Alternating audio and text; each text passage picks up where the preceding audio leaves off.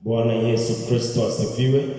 Basi wapendwa watazamaji, nataka nichukue nafasi tena kukukaribisha katika kipindi hiki cha kuelimishwa na neno la Mungu, kikiletwa kwako na mie Apostle PM Simiyu, Voice of Fire wa kanisa la Winners Celebration Center hapa Kericho, a fellowship where everybody is somebody. Tumebarikiwa kwa pamoja na wewe katika jina la Yesu. Basi leo tunaongea kuhusu maombi ama kuomba katika roho kila mara. Kuomba katika roho kila mara ama kila saa. Biblia imetutajia silaha 6, na mimi nataka kusema ya kwamba tutahesabu pia maombi kuwa silaha ya 7. Tutahesabu hii maombi pia ni silaha, sababu pia yafanya kazi. Yesu alisema yeyote atakayeambia mlima huu ng'oka, huo mlima utang'oka. Hiyo inamaanisha kwamba maombi iko na uwezo ya kuweza kufanya vitu. Maombi iko na uwezo ya kuweza kuondoa vitu. Tunaombea mgonjwa anapona, hivyo ni vita vya ugonjwa na mtu anapona. Kwa hivyo pia tutasema ya kwamba pia maombi, kuomba katika roho pia tutahesabu kuwa ni silaha. Hii maombi ambayo tunaomba pia tunapaswa kuelewa pia ni silaha, sababu pia tunashinda kupitia kwa maombi. Tumeona watu wakifunguliwa katika kitabu cha Matendo ya Mitume 12. Tunaona ya kwamba Petero anaachiliwa katika vita ambavyo alikuwa navyo. Alikuwa ameshikwa, akafungwa, akafungiwa, lakini tunaona watu wakienda katika vita ya maombi, na Petero anashinda hizo vita, anaachiliwa na anatoka.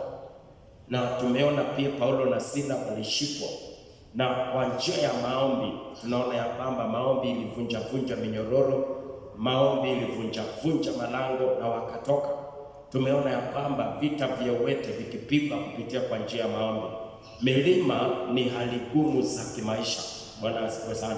Milima ni hali gumu ambazo zimesimama mbele yako, ambazo kazi yao ni kukuzuilia.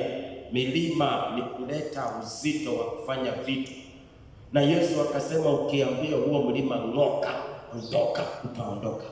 Kwa hivyo tunaona maombi iko na nguvu ya kuondoa vitu ambavyo vimesimama kuwa kikwazo mbele yako. Bwana Yesu asifiwe. Na tunamwona Yesu pia yatutia moyo sana, na kwamba tunapaswa kuzidi kuendelea kuomba.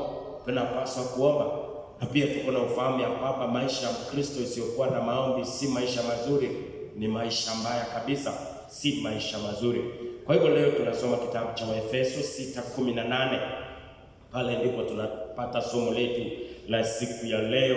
Biblia inasema hivi, huo mstari wa 18: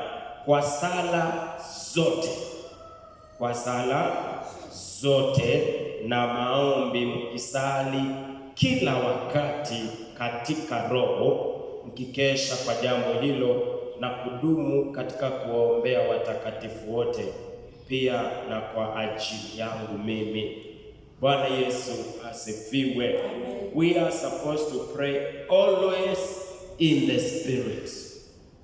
Sasa neno hapa ambalo tunachukua kadhaa ni kwamba, ya kwanza tunapaswa kuomba kila mara. Jambo la kwanza ni hilo, unapaswa kuomba kila mara. Jambo la pili, unapaswa kuomba kwa namna gani? Katika roho. Unapaswa kuomba katika roho. Kuomba kila mara katika roho. Kuomba katika roho kunamaanisha kuomba chini ya mwongozo wa Roho Mtakatifu. Kuomba katika roho ni kuomba chini ya utawala wa Roho, ni kuomba katika mwongozo wa Roho Mtakatifu. Bwana Yesu Kristo asifiwe. Haleluya. Na tunaarifiwa tu, hatukuambiwa tuombe, tumeambiwa tuombe kila mara. Na tumeambiwa hiyo kila mara ukiomba muombe katika roho. Kumaanisha kwamba maombi iliyo na upenyo ni maombi inayoombwa katika roho. Bwana Yesu asifiwe. Hiyo inamaanisha kwamba mtu yeyote akisimama akiomba katika roho, basi yuko na uhakika maombi yake imepenya. Maana kwa nini pia tunaambiwa tuombe katika roho? kwa sababu pia Yesu alimwambia mwanamke Msamaria katika kitabu cha Yohana 4:24 ya kwamba Mungu wetu ni roho, na wanaomwabudu inawapaswa kumwabudu katika roho. Tunajua ya kwamba maombi pia ni mawasiliano kati yetu na Mungu. Maombi ni mawasiliano, na maombi ni ya kiroho. Maombi sio ya kimwili. Maombi ina deal na mambo ya kiroho. Maombi ndio inatuwezesha sisi kudeal na mambo ya kiroho. Kupitia maombi tunaongelesha ulimwengu wa kiroho. Bwana Yesu asifiwe. Kama vile ambavyo waganga na wachawi si lazima uwe pale ndiye akuroge. Bwana asifiwe. Unajua mganga si lazima uletwe pale ndiye akuroge. Mtu anaenda Tanzania, anaenda kule, wewe uko Kenya, mganga kwa Tanzania, anadeal tu na ulimwengu wa kiroho ya maisha yako, na wewe unakuwa mwenda wazimu. Sisi nasi tuko na uwezo ambao tumepewa katika maombi. Kila mara tunapoomba katika roho, hiyo ni kumaanisha kwamba maombi yetu ina deal na vitu katika ulimwengu wa kiroho. Ndio maana tunapaswa kuomba kila mara katika roho. Hiyo inamaanisha kwamba kila unapokusudia kuomba, hakikisha unakubali kuomba chini ya mwongozo wa Roho Mtakatifu. Kwa nini watu wameomba wamechoka na maombi? The more unaomba ndivyo unapaswa kuzama zaidi katika maombi. Vile unaomba kila mara ndivyo unapaswa kufurahia maombi. Vile unaomba kila mara ndivyo unapaswa kuzidi kuomba. Lakini leo vyashangaza, vile watu wanaendelea kuomba ndio wanachoka kuomba. Vile watu wanaendelea kuomba ndio wanakuwa disappointed katika maombi. Vile watu wanaendelea kuomba ndio utasikia mtu akikwambia mimi nimeomba sana, mimi mambo ya kuomba siombi tena. Sikiliza, ni kwa sababu gani? Ni kwa sababu hawaombi katika roho. Kama kweli unataka kufurahia maisha ya maombi, omba katika roho. Kama kweli unataka kuomba siku zote, omba katika roho. Kama kweli unataka kufurahia maombi, kila mara unatiwa moyo na kuomba kwako, itabidi uombe katika roho. Kenye kinatuma tunachoka na maombi ni kwa sababu tunaomba katika mwili. Maana kama uombi katika roho, basi unaomba katika mwili. Kama uombi katika roho, unaomba katika mwili. Na tukiomba katika roho, tutaomba kila mara. Tukiomba katika mwili, hatutaomba kila mara. Tutakuwa na ugumu. Na kuomba katika mwili ni kuomba kwa maombi isiyokuwa na breakthrough. Ni kuomba maombi ambayo haufurahi. Ni kuomba maombi ambayo haitii moyo hata kidogo. Na leo tumekuja kuambiwa kupitia kwa maandiko ya kwamba tunapaswa kuomba kila mara, na tunapaswa kuomba katika roho. Amen. Basi sasa pia hii inakuonyesha ya kwamba hakuna vile unaweza omba katika roho kama hauna ujazo wa Roho Mtakatifu. Hiyo inakuambia kwamba Roho Mtakatifu ni wa maana sana kwa maisha yako. Na ndio maana nilisema ya kwamba hakuna vile unaweza ukaniambia ni Mkristo pasipo Roho Mtakatifu. Hakuna vile unaweza kuniambia wewe ni Mkristo pasipokuwa na Roho Mtakatifu. Roho Mtakatifu ni wa maana sana katika maisha ya Mkristo. Maana hakuna awezaye kuishi maisha ya wokovu pasipo Roho Mtakatifu. Halo. Hakuna awezaye kuishi maisha ya Ukristo kama ana Roho Mtakatifu. Injini ya wokovu ni Roho Mtakatifu. Injini ya wokovu ni Roho Mtakatifu. Pumzi ya wokovu ni Roho Mtakatifu. Hauna Roho Mtakatifu, hakuna injini. Kwa hiyo gari huwezi enda. Hauna Roho Mtakatifu, hapana, wewe upumui, umekufa. Hakuna vile inawezekana bila roho. So utakuwaje wewe si wa kiroho? Kama hauna roho utaombaje katika roho? Kama hauna roho utaombaje katika roho? Na tumearifiwa tuombe kila mara katika roho. Tutaombaje katika roho kama hatuna roho? Sasa unaona kwamba Roho Mtakatifu ni wa maana sana katika maisha yetu. Na ndio msisitizo wa Injili ya Yesu wakati alikuwa siku 40 duniani baada ya kufufuka, ilikuwa tafadhalini msiondoke Yerusalemu.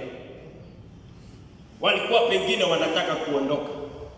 Mengine walikuwa wanaona sasa tunamwaga Yesu kwenye. Yesu akawaambia msiondoke Yerusalemu mpaka ile ahadi ambao Baba aliwaahidi mpate. Msiondoke pasipo. Maana pia Yesu alijua nikiwaacha bila Roho, ile kazi yote nilifanya kwenu yote inakuwa bure. Akawaambia mtangojea, maana atakapokuja Roho Mtakatifu mtapokea nguvu. Hii injili ni nguvu.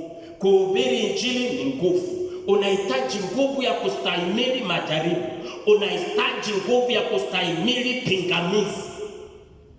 Na ndio tunaona kanisa likainuka. Kanisa lilizaliwa na nguvu za Roho Mtakatifu. Hapo ndipo tunaanza mwanzo wa kanisa, ni ujazo wa Roho Mtakatifu. Na kama kanisa lilizaliwa katika Roho, kanisa litaendelea katika Roho. Kanisa litafanikiwa kuendelea katika Roho. Na kama kanisa lilizaliwa katika Roho, kanisa litaomba katika Roho. Kanisa linahitaji kufanya kila kitu katika Roho. That's why tupaswe kupima kanisa na jinsi kanisa inaimba. Hatupaswi kupima na uimbaji. Tunapaswa kupima na Roho. Na waraka wa kwanza wa Yohana 4:1 inasema kwamba tupime kila roho. Ni roho gani inafanya kazi? Hatukuambiwa tupime uimbaji. Tuliambiwa tupime ni roho gani hiyo inaimba. Kanisa ni kanisa nzuri kwa sababu ya Roho, hakuna kitu kingine. Kanisa si kanisa nzuri kwa sababu ya mafundisho. Kanisa ni kanisa nzuri kwa sababu iko na Roho. Mtu yoyote anaweza training akafunzwa jinsi ya kufundisha Biblia. Walimu wanaenda kufunzwa jinsi ya kufunzwa. Pia hiyo ukienda kufunzwa utafunzwa jinsi ya kuifunza na utatufunza tu. Lakini kile tunaangalia ni Roho Mtakatifu. Amen. Yesu akawaambia katika Yohana 6, maneno niliyoyaongea yote ni Roho. Aliye na Roho anapofunza neno anaachilia Roho kwa maisha yako. Amen. Sasa tunaambiwa ya kwamba tunapaswa kuomba kila mara. Sasa kuna vitu unapaswa kuangalia. Nambari ya kwanza ni kuomba, napaswa kuomba. Wewe unangojea uambiwe na Roho Mtakatifu uombe. Mimi nashangaa na watu wenye wanasema nangojea Mungu aniambie niombe. Unangojea uambiwe uombe aje? Kwani tayari ushaambiwa? Unajua ishaandikwa. Tayari ushaambiwa uombe kila mara. Unangojea uambiwe tena uombe na nini? Hakuna Mkristo anangojea kuambiwa aombe. Tayari imeandikwa uombe. Imeandikwa uombe. Imeandikwa ya kwamba inakupasa kuomba kila wakati pasipo kukoma. Na sasa hapa tunaarifia kwamba kwa sala zote na maombi mukisali. Kwa hivyo jambo la kwanza, hapana ngojea unabii mwingine wa kukuambia uombe. Tayari hili kitabu cha unabii kimetabiri ya kwamba omba. Number 1, number 2, kila mara. Number 3, katika Roho. Vitu vitatu vitilie maanani kuhusu maombi. Jambo la kwanza ujue ya kwamba unapaswa kuomba. Jambo la pili unapaswa kuomba vipi? Unapaswa kuomba kila mara. Na jambo la tatu unapaswa kuomba katika Roho. Sasa ni nani huyu ameambiwa aombe? Sijasikia kisema pastor uombe kila mara na uombe katika Roho. Haikusema mhubiri omba kila mara katika Roho. Imesema inaongelesha kuhusu Kristo. Inaongea kuhusu mwili wa Kristo, inaongea kuhusu wewe. Na tukisoma hapo chini Paulo anasema, anawaambia hao wapendwa, nawaambia hata mimi niombe. Kwa sababu Paulo alikuwa anaongelesha kanisa, wa mama, wazee, vijana, ni jukumu la kila Mkristo kuomba.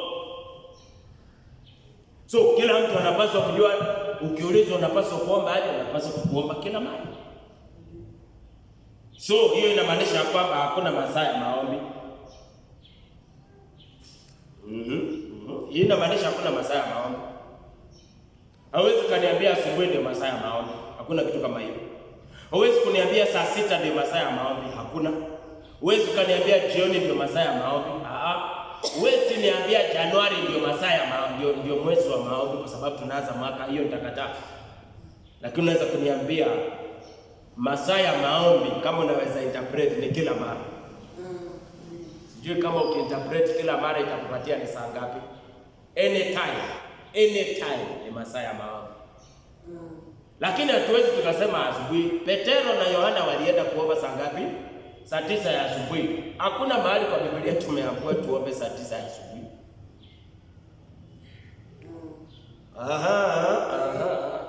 Na ukituambia tuombe saa 9 ya asubuhi, tuambie tumuige Petero na Yohana. Lakini hata Yesu akifunza hakuambia watu waombe saa fulani. Yesu alifunza kuhusu Mkristo anapaswa kuomba. Yesu alitilia mkazo ya kwamba tunapaswa kuomba, lakini hakutuambia masaa ya kuomba. Lakini kuna vile anataja kila mara, anataja msikome kuomba. Tunapoweka masaa ya kuomba tunaharibu. Tunapoweka masaa ya kuomba tunaharibu. Hata asubuhi sio masaa ya kuomba. Hatujaweka morning glory kwa sababu ndio masaa mazuri ya kuomba. Hakuna kitu kama hiyo. Sasa ukisema asubuhi ndio masaa ya kuomba alafu jioni, mtu akiomba jioni haiwezi fanya kazi. Hapana. Na Yesu mara nyingi alikuwa anaomba jioni, mchana anachapa kazi, jioni anaomba. Kwa hivyo na sisi pia tukae tukijua kwamba tunapaswa kuomba kila mara. Kila mara, kila wakati, na tunapaswa kuomba bila kukoma. Bwana Yesu asifiwe. Sasa nikikufunza kuomba Januari peke yake, nikikufunza kufast Januari peke yake, mwaka ikianza, mwaka ikiendelea utakuwa ufungi. That's why mimi hakuna siku na kufungi na kupangia hiyo season ya maombi. Hakuna, mimi siweki hiyo. Mimi nitakwambia every day, every hour, every time ni season ya maombi. Amen.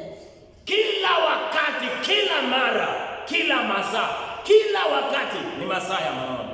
Amen. Kwa hivyo vitu vitatu uvishika, ya kwamba unapaswa kuomba.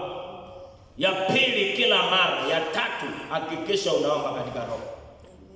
Hizo vitu vitatu mpendwa, visiachane, haviwezi kosa kufuatana. Lazima zifuatane. Bwana Yesu asifiwe. Si Mungu akusaidie katika jina la Yesu. Hebu tuangalie neno kuomba kila mara. Praying always. Kuomba kila mara katika kitabu cha Luka 18.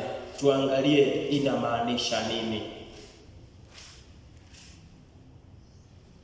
Luka 18 kuanzia 1 nasema, Yesu akawapatia mfano. Yesu alikuwa anafunza kuhusu maombi. Sasa tuna interpret kuomba kila mara, ndio tunatafsiri. Tulisema ya kwamba Biblia ndio itatafsiri Biblia tosha, sio masomo, sio kusoma sana, sio kwenda Bible school ndio itatafsiri Biblia. Biblia itatafsiri Biblia. Hebu tuangalie, tumeambiwa tuombe kila mara katika roho. Tunamaanishiwa nini? Mstari wa 18 kitabu kile cha Luka 18 kuanzia 1. Yesu akawapa mfano akawaambia ya kwamba imewapasa kumwomba Mungu siku zote. Yesu analeta neno January, February to December, hiyo pia ni siku zote. Yesu hatupatii specific time. Kwa sababu tukipatiwa specific time hiyo itamaanisha kwamba tutaomba hivi, hii nyingine hatutaomba. Hatujapewa hivyo. Yesu akasema ya kwamba imewapasa. Inafanya nini? Inakupasa, inanipasa kuomba Mungu siku zote. Kwa hivyo unapaswa kuomba aje? Unapaswa kuomba siku zote. Siku zote. Sio Januari peke yake, sio February peke yake. That's why unapata kwamba Januari ndio tutasikia fasting ni nyingi tena sana. Enda kwa mitandao, Januari kila mtu we are fasting 21 days, 40 days. Nini? Januari ikisha hutawahi sikia mtu anaomba. Hautawahi sikia. Hautasikia mtu tena akiongea kuhusu maombi. Bwana Yesu asifiwe. Haleluya. Sasa ni vizuri kusikia kutoka kwa maandiko. Bwana Yesu asifiwe. Tunapaswa kuomba siku zote, na kuambia wewe unapaswa kuomba siku zote. Na jambo lingine ambalo tunaongezewa, wala wasikate tamaa. Jambo lingine ambalo tunaombiwa kwa maombi, wala usikate tamaa, ni kumaanisha ya kwamba watu hukata tamaa katika maombi. Kwa sababu tumeambiwa tuombe kila mara, siku zote. Jambo lingine unapaswa kudili nayo, kataa kukata tamaa katika maombi yako. Kumaanisha ya kwamba attack ya prayers ni kukata tamaa. Shambulizi ambalo utashambuliwa wewe, mtu ambaye unaenda maombi, wewe mtu ambaye unaomba, shambulizi ambalo utashambuliwa ni kukatwa tamaa, kutolewa hamu, kutolewa kiu. Bwana Yesu asifiwe. Kufanyishiwa mambo ambayo yatatuma uache kuomba. Lakini neno ambalo tunaambiwa, na huyu ni Yesu anaongea, anasema inawapasa kuomba siku zote wala msikate tamaa. Ninakuombea kwa jina la Yesu, usikate tamaa kwa jina la Yesu. That's why katika mikutano ya maombi hatupasi kunakuwa na season watu wamejaa, kuna season watu hawajajaa. Morning glory mara watu wanakuja, mara watu hawakuji. Ni kwa sababu inafika mahali watu wanakata tamaa, na kukata tamaa katika jina la Yesu. Nakataa kukata tamaa, na nakataa kukatishwa tamaa na mvua, nakataa kukatishwa tamaa na weather, nakataa kukatishwa tamaa na hali jinsi ilivyo, kwa sababu nimeambiwa niombe siku zote. Ninakuombea usikate tamaa. Mstari wa 2 akasema palikuwa na kadhi katika mji fulani. Anapeana mfano. Palikuwa na kadhi katika mji fulani, na huyu kadhi alikuwa hamchi Mungu wala hajali watu. Huyu mtu alikuwa ni mtu ambaye hana utu. Tutasema ni mtu asiyekuwa na utu, asiyetambua Mungu na asiyejali wanadamu. Huyo ni mnyama. Bwana Yesu asifiwe. Huyo ni nani?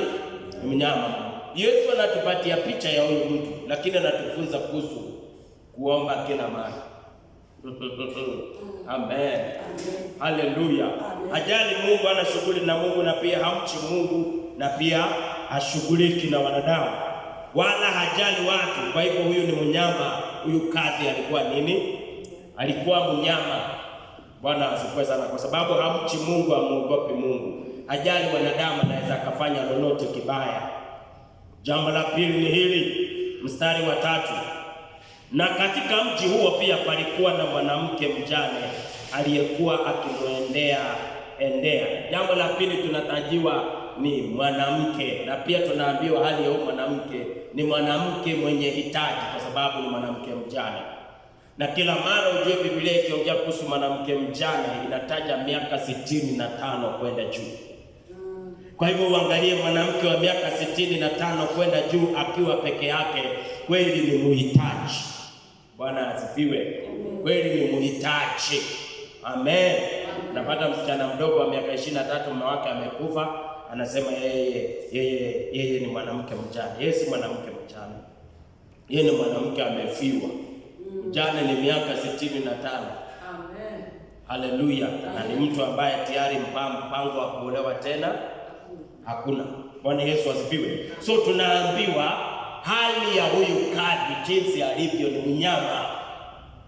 Na katika ule mji tena kuna mwanamke mmoja pia aliye na mhitaji, anahitaji usaidizi. Bwana Yesu asifiwe. Anafanya nini? Anahitaji usaidizi. Na kwa sababu alikuwa anahitaji usaidizi, huyu mwanamke alikuwa na kitu kizuri. Bwana asifiwe. Haleluya. Ni vizuri kutambua, hata kama wewe ni mhitaji, ni vizuri pia kutambua hauwezi kosa kuwa na kitu kizuri ndani yako ambao watu wanaweza jifunza nayo. Ingawaji ni mwanamke mjane. That's why kila mtu anapaswa kujua ya kwamba you have value. Uko na value, wewe ni wa thamani. Kuna area fulani uko na udhamana wako. Hauwezi kuwa area yote wewe ni bure. Uongo. Kuna na sehemu fulani ya maisha yako pengine tukikuangalia tunaona wewe ni bure, lakini kuna kitu kwa maisha yako ya maana kwa watu.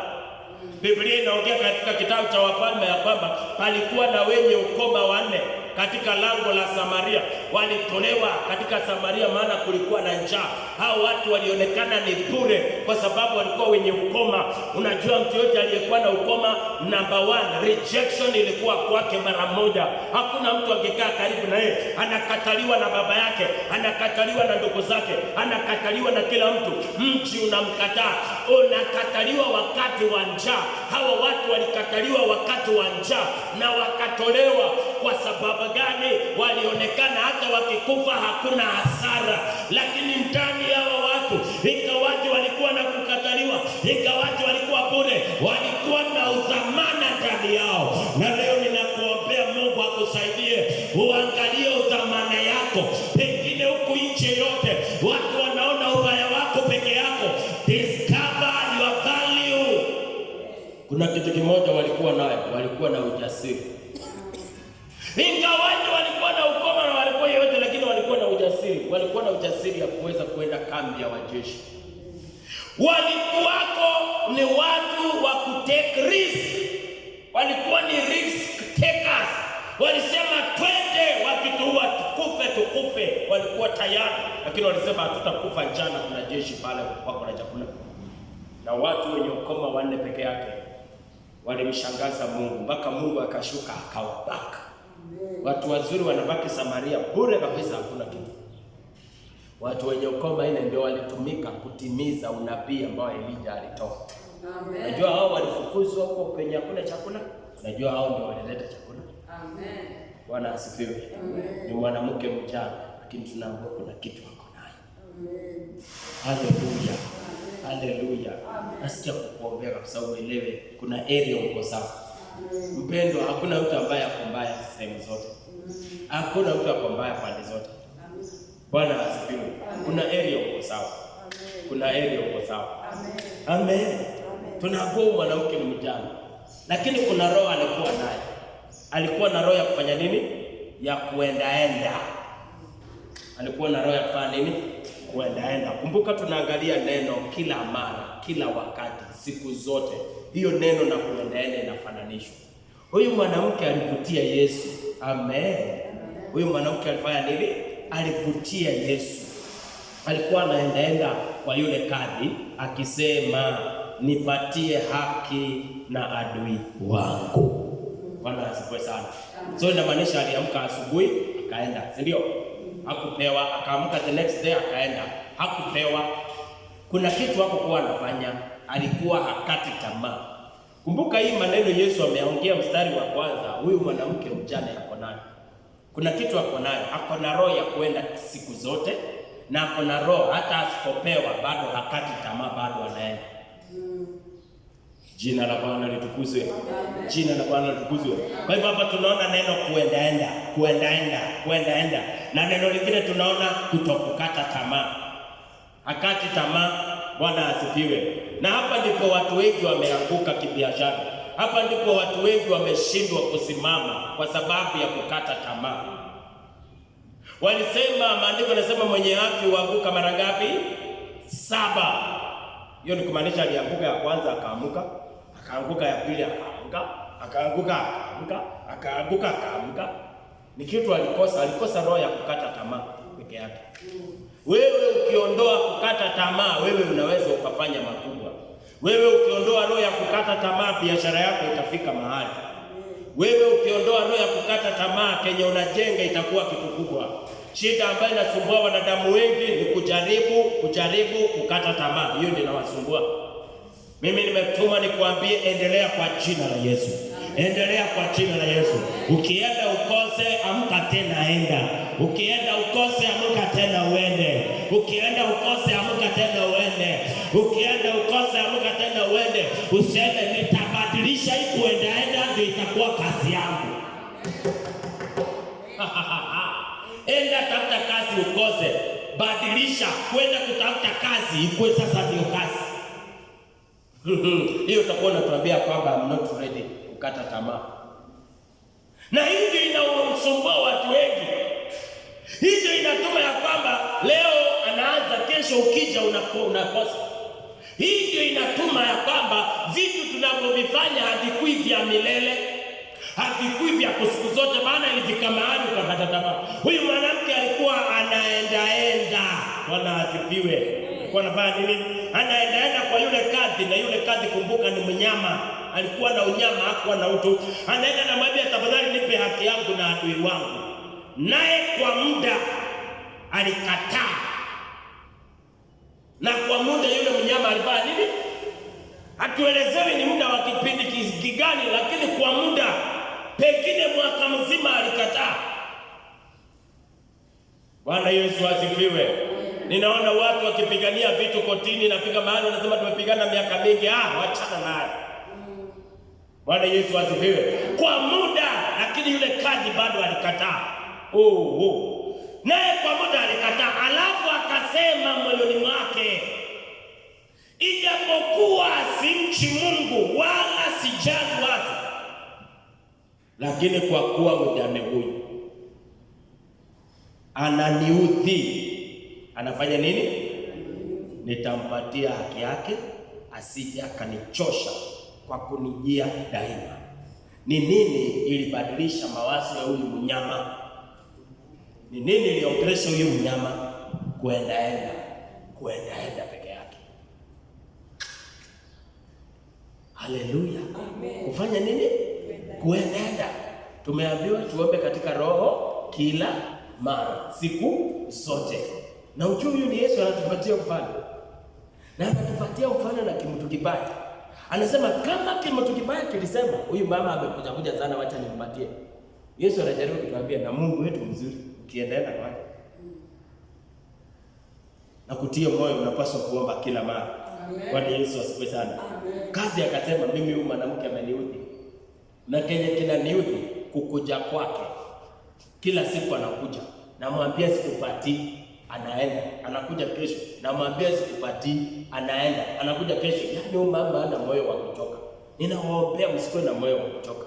Amen. Iweni na moyo wa kupambana. Kenye umeanzisha kuwa na moyo wa kupambana nayo mpaka ifike mahali nataka ifike. Amen. Hata sasa hivi kuna corona, don't give up. Ukigive up, corona itamalizia na wewe. Si ati corona inaweka watu chini, itaweka chini watu wenye wanachoka. Usichoke. Najua saa zingine utaenda kazi unakosa kitu, kesho amukaenda. Hapana sema hata ninaenda na hakuna kitu. Enda. Bwana asifiwe. Mimi nilikuwa nahubiria watu 400 hapo. Sasa nahubiria watu 15. Unaona kama mimi nachoka? Mimi sichoki, bado mimi niko hapa. Bwana asifiwe sana. Haleluya. Hakuna kuachilia. Ukiachilia itakuwa. Bwana asifiwe. Sema nitaenda, nitaomba kila mara, siku zote, kila wakati. Bwana asifiwe sana. Mstari wa 6 Bwana akasema, sikilizeni asemavyo yule kadhi dhalimu. Na Mungu je, hata wapa haki wateule wake wanaomlilia mchana na usiku? Sasa Mungu Yesu anainterpret kila mara, anainterpret mchana na usiku. Mchana ya leo mlilie, usiku mlilie. Kama yule kadhi mnyama, mama anamwendea mchana na mwendea usiku, inabadilisha mawazo yake. Anasema amekuja sana, anampatia haki yake. Anasema je, Mungu wenu na Mungu wenu si kama huyu kadhi? Bwana Yesu asifiwe. Bwana Yesu asifiwe. Nawaambia, mstari wa 8, nawaambia atawapatia haki upesi. Mungu atatupatia haki kwa njia gani? Upesi. Walakini atakapokuja mwana wa Adamu, je, ataiona imani duniani? Yule kadhi alichukua muda, ingawaje alipeana. Tunaambiwa Mungu atatupatia kwa upesi. Hii inamaanisha kwamba ukiomba siku zote utapata kwa upesi. Amen. Bwana asifiwe. Wathesalonike wa kwanza 5:17. Wathesalonike wa kwanza 5:17. Biblia inasema hivi tunapomalizia ujumbe wetu siku ya leo. Ombeni bila kukoma. Kwisha. Tunapaswa kuomba aje? Tunapaswa kuomba aje? Bila kukoma. Angalia vile kikomo, alama ya kikomo. Angalia vile imejaa kwa maombi. Kwa hivyo maombi hakuna koma. Unaomba koma. Unaomba ikifika hapo unawachia hapo, unakuja unaendelesha. Tunaendelesha maombi, ni tunaendelesha. Tumeambiwa tuombe bila kufanya nini? Tumeambiwa tuombe bila kufanya nini? Tuombe bila kukoma. Ukishachukua silaha zote, sasa unapaswa kuomba bila kukoma. Kuomba bila kukoma inamaanisha kuomba kila wakati. Jina la Bwana litukuzwe. Tusome andiko la mwisho katika kitabu cha Ufunuo wa Yohana, tuangalie neno kuomba katika roho. Tumeambiwa tuombe katika roho. Tunasoma kitabu cha Warumi 8:26. Kadhalika roho naye utusaidia udhaifu wetu. Kuomba katika roho kunamaanisha kuomba katika kusaidiwa na roho. Tunaambiwa tuombe katika roho. Kwa hivyo jambo la kwanza tunaona kuomba katika roho ni kuomba katika kusaidiwa na roho. Unahitaji kusaidiwa katika maisha yako ya maombi na roho. Jambo la pili, kwa maana hatujui kuomba jinsi itupasavyo kuomba. Jambo la pili, kuomba katika roho ni kuongozwa, ni kuomba jinsi upasavyo kuomba. So ni kuomba katika kumtegemea Roho Mtakatifu akuongoze jinsi ya kuomba. Kuomba katika roho ni kuomba jinsi upasavyo kuomba. Na anayejua vile ambavyo unapaswa kuomba ni Roho. Bwana Yesu asifiwe. Lakini Roho mwenyewe hutuombea kwa kuugua kusikoweza kutamkwa. Bwana asifiwe. Haleluya. Usikoweza kutamkwa. 27. Na yeye aichunguzaye mioyo aijua nia ya Roho ilivyo, kwa kuwa huwaombea watakatifu kama apendavyo Mungu. Kuomba katika roho kunamaanisha kuongozwa na Roho Mtakatifu. Kuomba katika roho kunamaanisha kuomba chini ya mwongozo wa Roho Mtakatifu. Bwana asifiwe sana. Haleluya. Amen. Amen. Amen. Tunapaswa kuomba siku gani? Tunapaswa kuomba siku gani? Tunapaswa kuomba saa ngapi? Bwana Yesu asifiwe. Na tunaomba aje? Mara yote, siku zote, kila mara katika roho. Kuomba maombi pia ni silaha. Bwana Yesu asifiwe sana. Haleluya. Kwa sababu mtu akiwa mgonjwa tunamwombea. Nini chochote kikitendeka sisi tunaombea mtu. Mungu akubariki sana. Bwana asifiwe sana. Nasifikiri ya kwamba umetiwa moyo katika maisha yako ya maombi. Maombi ni sehemu ya maisha yetu. Kwa sababu tuliambiwa tuvae silaha zote. Hata maombi tutaivaa. Kwa sababu baada ya kuambiwa tuchukue hizi silaha zote, pia tunaambiwa sasa zote tunaziingisha katika maombi. Kumaanisha kama tunazivaa kila siku, hata maombi kila siku. Bwana asifiwe sana. Ili hizi silaha tunazitumia pia wakati tunaomba. Jina la Bwana litukuzwe sana. Kwa hivyo Mungu amani akubariki sana. Nimeshukuru kuwa pamoja na wewe katika wiki hii ya kwanza ya mwezi wa 7 katika jina la Yesu. Tunamshukuru Mungu kwa wewe ambao umeungana pamoja na sisi katika kipindi hiki cha kuelimishwa na neno la Mungu, tunaita Fire Prayer Service. Mungu akubariki sana. Pengine umenitazama na wewe pengine ni kama huyu kadhi.